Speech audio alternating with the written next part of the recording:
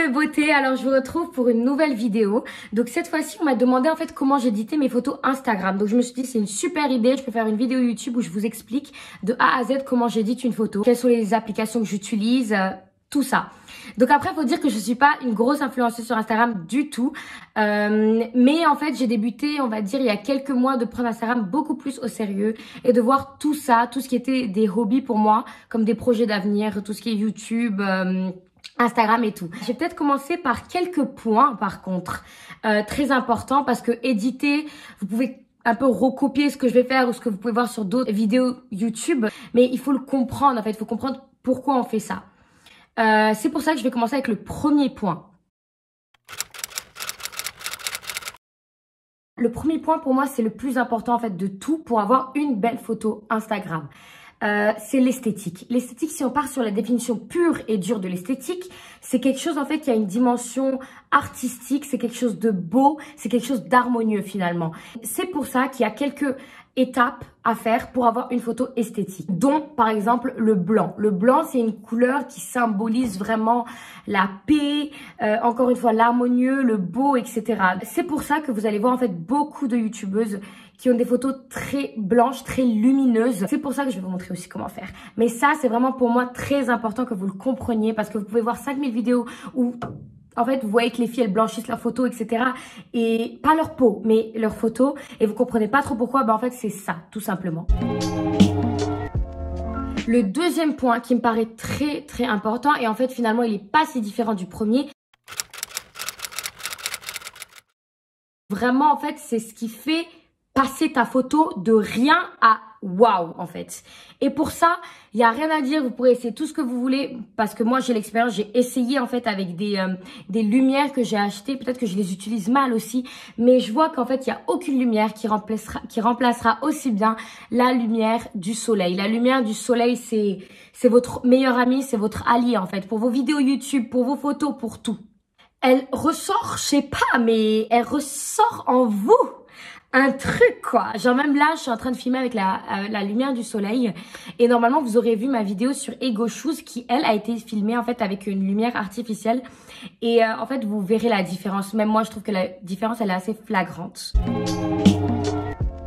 Maintenant, je vais vous montrer mon Instagram et je vais vous montrer en fait quelques endroits de mon Instagram. En fait, mon Instagram, c'est vraiment c'est des expériences. Ça fait maintenant 4 ou 5 ans que je suis en train de poster des photos et que j'apprends moi aussi.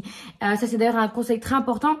Il faut regarder des vidéos YouTube. Les gens qui font de l'argent sur YouTube, ils nous donnent des conseils, ils nous expliquent comment faire. Et en fait, moi, je fais juste une reproduction de ça, mais à ma sauce. Là, vous pouvez voir qu'en fait, on est sur mon Instagram du début, quand j'ai débuté là. Là, par exemple, en fait, vous avez quoi? Vous avez les carrés blancs. En fait, moi, je faisais des petits cadres autour de mes photos et je trouvais ça assez beau.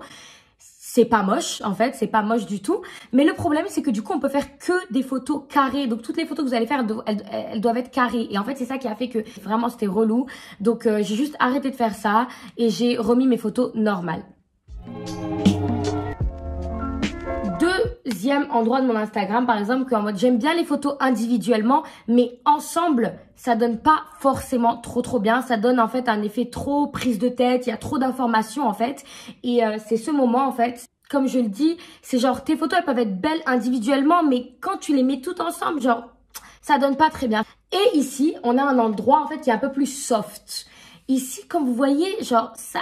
c'est un peu plus beau, on est plus dans un bon mood et ça donne mieux. Et c'est en fait ça que j'essaye de faire dans mes photos Instagram. Bref, bon là je parle trop, je crois que je vais commencer à éditer une de mes photos et je vais vous montrer ce que ça donne. Donc il y a plusieurs applications qui sont incontournables. La première c'est Facetune. Facetune c'est la vie cette application, mais elle peut aussi être... utilisée de manière très mauvaise et pas très bien. Moi, personnellement, je suis pas là pour juger les autres Instagrammeuses ou quoi. Mais parfois, il y a des retouches qui sont un peu trop exagérées. Donc vraiment, on se rend la taille beaucoup plus fine, etc. Moi, c'est pas du tout ce que je fais en fait dans mes photos. J'essaye d'être vraiment vraie avec moi-même en fait. Parce que... on voit dans la rue et on va voir de quoi j'ai l'air. Et on va se dire ça n'a rien à voir avec son Instagram et c'est pas mon but. Mon but c'est bien sûr de travailler sur les photos, mais pas forcément de changer mon corps ou des choses comme ça. Alors je vais commencer par éditer ma première photo. Donc je vais l'ouvrir Et voilà, comme vous pouvez le voir, c'est la dernière photo que j'avais éditée. Donc je vais en prendre une autre. Elles sont tout le temps dans favorites parce que c'est là où je mets mes photos. Mais en fait, on va tout simplement partir avec celle-ci. Ce qu'on va faire, c'est qu'on va appuyer sur retoucher et puis on va appuyer sur blanchir. C'est encore une fois pour revenir sur ce truc de luminosité dont je vous parlais en fait.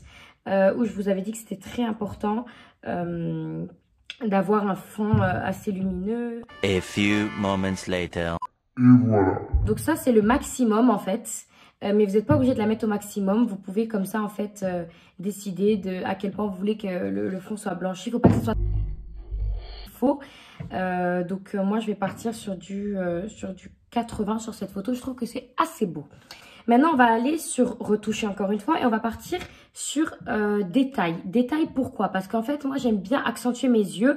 Je ne suis en train de mentir à personne, mais je suis juste en train d'accentuer un peu mon mascara, mon eyeliner et en fait mes sourcils. Donc, encore une fois, on va venir dessiner en fait. Et vous allez voir, donc là, je mets au maximum. Et c'est pas du tout le but. On ne veut pas du tout que ce soit au maximum. Ça fait complètement faux. Et j'essaie aussi de ne pas en abuser. Je vais aussi partir sur les zones où il y a du highlight déjà.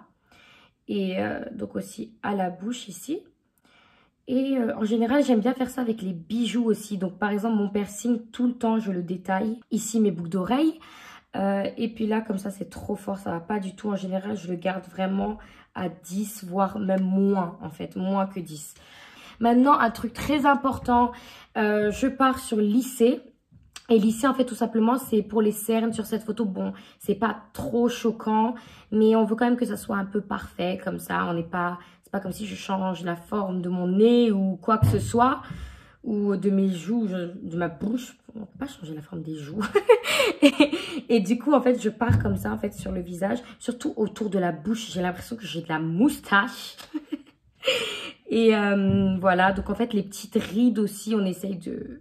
Voilà, de les camoufler. Ici, il y a 2 petits boutons là. Et en fait, vous faites ça sur le visage. Ici aussi, j'ai un bouton. Le truc le plus relou. Et en fait, bon, j'essaye de faire un peu vite pour pas que la vidéo soit trop longue. Mais vous m'avez compris en fait. Et je fais ça.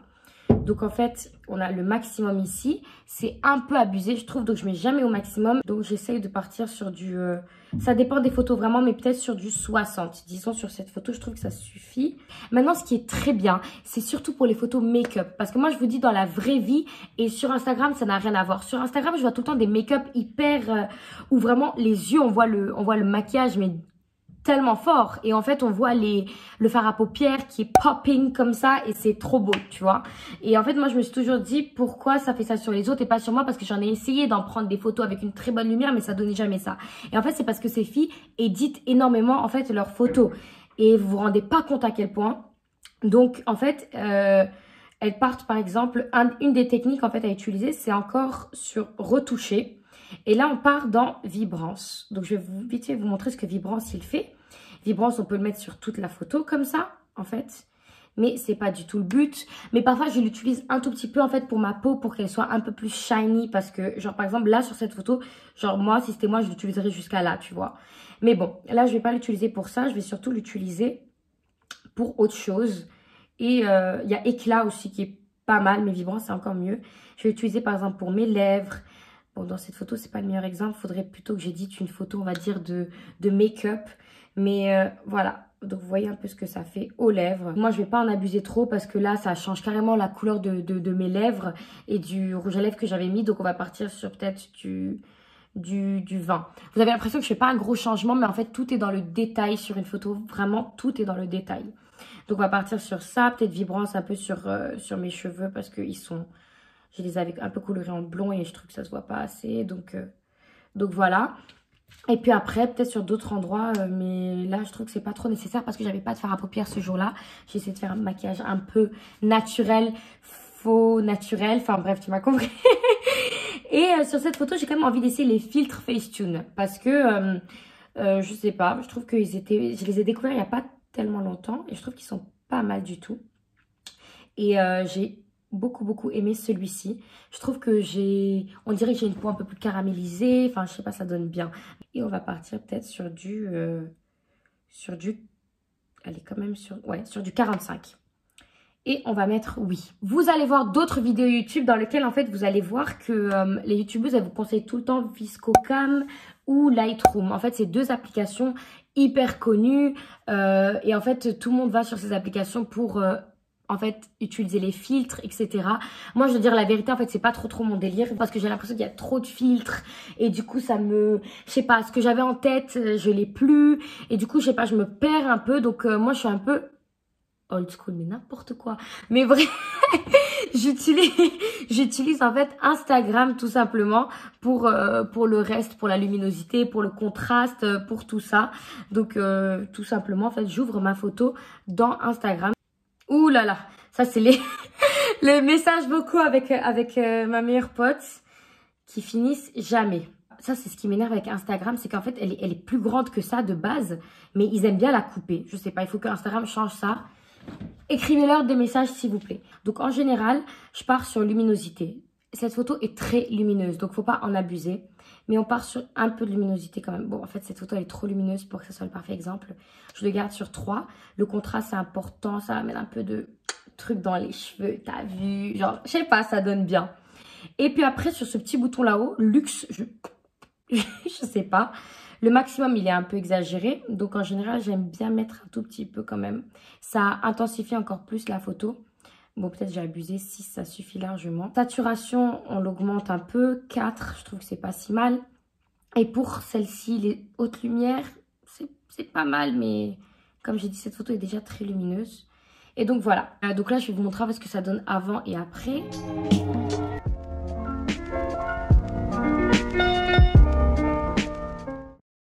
Donc voilà, après Snapseed, c'est aussi une super application. On va partir dans Favoris.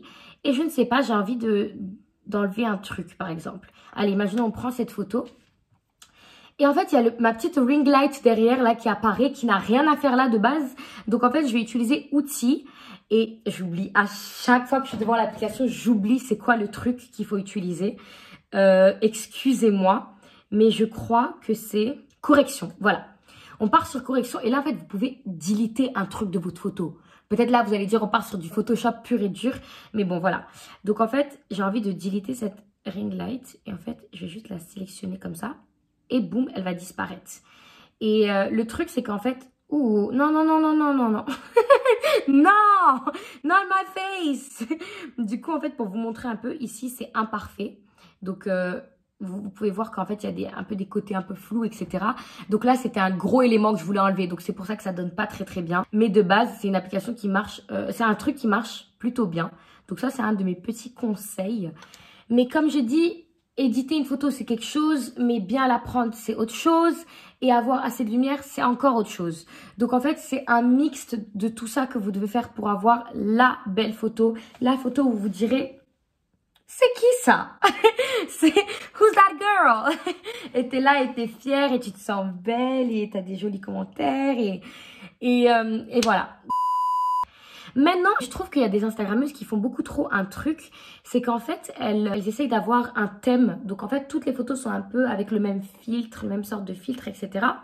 C'est pas que je suis contre du tout, de toute façon j'ai pas mon mot à dire, chacun fait sa vie, mais c'est surtout le fait que moi je trouve que c'est beaucoup trop de travail, que c'est pas trop mon délire d'avoir des photos toutes parfaites, où je fais très attention à ce que je porte, que tout soit un peu dans des tons par exemple marron, beige, caramel, il y a beaucoup d'Instagrammeuses qui font ça. J'ai essayé de le faire et j'ai vu à quel point c'était du travail. Et c'est pas mon truc parce que j'ai envie d'être vraiment spontanée. Et genre vraiment s'il y a une photo je l'aime trop, j'ai pas envie de me dire oh je peux pas la poster parce que elle est pas dans les tons de mon Instagram. Ouh là là, faut que je charge mon téléphone. Oh, comme d'habitude, j'ai pas fait une vidéo YouTube dans laquelle mon téléphone était bien chargé. Bon bah oui, je crois que c'est tout. Je suis arrivée à la fin de cette vidéo. Donc il y a sûrement plein de choses que j'ai pu oublier, mais c'était pas intentionnel. Peut-être que j'essaierai de faire une vidéo numéro 2 si j'apprends des nouvelles choses en même temps que vous en fait. Parce que moi aussi je suis juste en train d'apprendre. Je suis pas là en mode professionnel ni à me proclamer professionnelle. Mais cette vidéo m'a été demandée et du coup pour moi c'était important quand même de vous montrer aussi le travail derrière. En tout cas je vous fais des gros bisous et si vous avez envie d'autres vidéos où je vous explique des trucs, où je vous donne des conseils et tout, ben n'hésitez pas à me le dire. Comme vous savez je suis très ouverte. Je vous mets mon Instagram ici. Et si cette vidéo elle vous a plu, s'il vous plaît abonnez-vous, ça me ferait vraiment très plaisir. Ça me permet à moi du coup de grandir. Si je vois qu'il y a des résultats, si je vois des abonnés abonner si je vois des commentaires. Vous pouvez aussi m'écrire en privé et me dire ce que vous en pensez de cette vidéo ou ce que vous aimeriez bien voir. Et voilà, je vous fais des gros bisous.